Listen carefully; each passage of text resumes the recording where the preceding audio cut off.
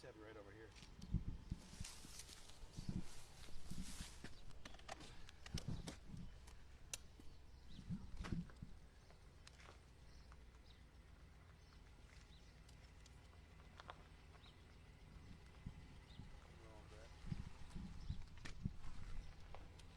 Thank you, sir. Thank you. You just look towards the middle. Okay. Either way, Okay. one of us.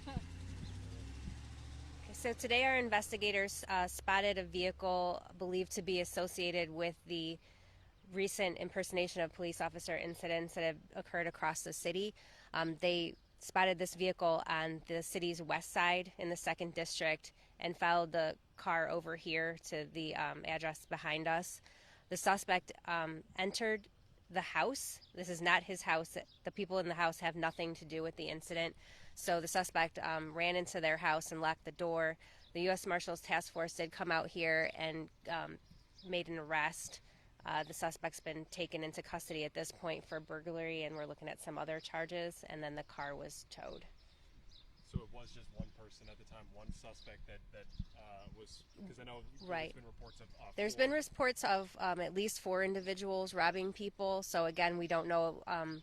We don't have information yet on the other suspects. So this person's been taken into custody. I'll get you guys the age and things like that as soon as I have confirmation. Is this Durango believed to be in that one case on Sunday or more cases of the 5? At this point, the Durangos for sure believed to be connected with the case from Sunday, and we'll be investigating whether it's connected to any other cases. Because in that case, you guys are also looking for a Jeep Cherokee. Correct. Now, in that case, we know that the Dodge Durango was the main vehicle involved, but during the course of the Dodge Durango pursuing or approaching victims, we know that the victims were trying to drive away from the suspect, and then there was a Jeep Cherokee that might have been trying to kind of cut off the other car to get it to stop. Was there a light bar found in this Durango? All that's going to be under investigation. So they're going to tow the car now, and then they'll do a inventory search for evidence. The Durango, there was a pursuit Sunday, and they terminated it after it went downtown the wrong way. Was there the ability to use choppers to try to find this, or why weren't they used? I would have to look into whether or not we had our aviation unit up and running at that time. How can you tell us about the pursuit? I mean, was it a high-speed chase? Is there anything that you guys can explain to us about the pursuit The pursuit from the other day? today? No, not yet. I just have to get all the notes from radio and that. So undercovers were following him, There were unmarked. officers in unmarked vehicle, and then there were other officers in marked vehicles too. What street on the west side did they first spot it? I'm not sure. In all of these cases, did at any time any of the suspects identify themselves as Cleveland police officers or any department? So I don't know if they identified themselves directly as police officers, but they were yelling things that's indicated in the reports to identify themselves as police officers.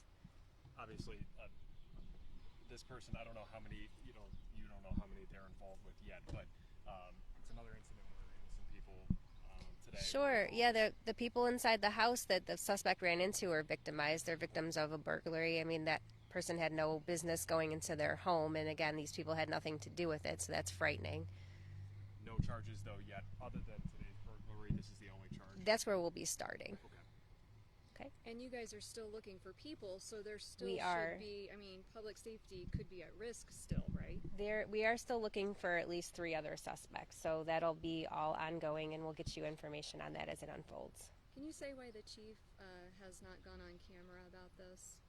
Well, we did interviews. I did interviews, multiple interviews. Yesterday we didn't really have an update. Today we had the pictures, and today he wasn't available to come on scene, so I'm here. Okay.